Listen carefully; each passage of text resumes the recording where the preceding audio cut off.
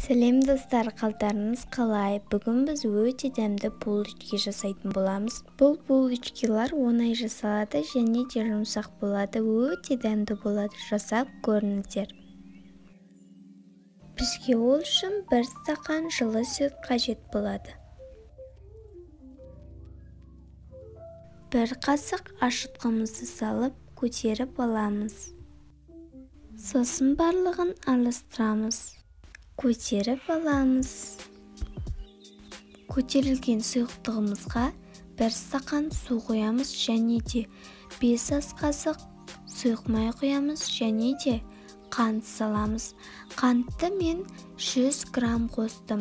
Егер де сіз тәтті қылғыңыз келсе, тағы да қоссаңыз болады.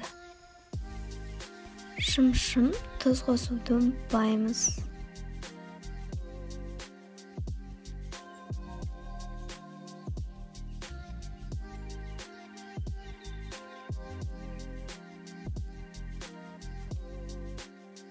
Және ұнымызды салып илейміз.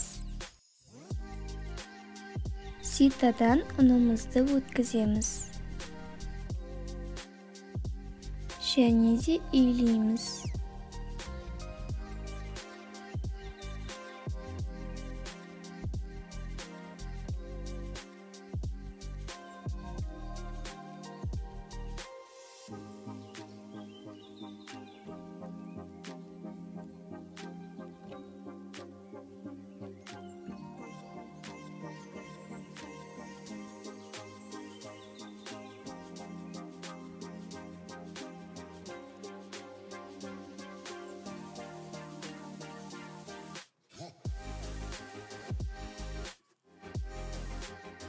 Осындай иленген қамырды 1 сағат бетін жауып жылы жерге қоямыз. Қамырымыз көтеріп болды.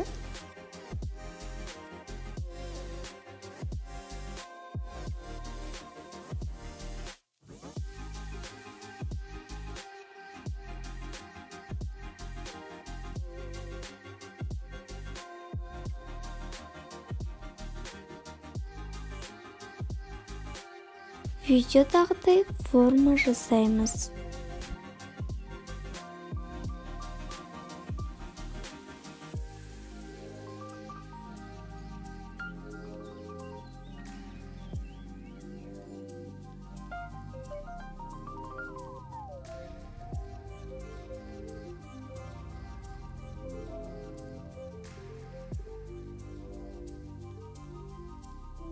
Противенге пергамент қағазын төсеп, булочкиларымызды саламыз.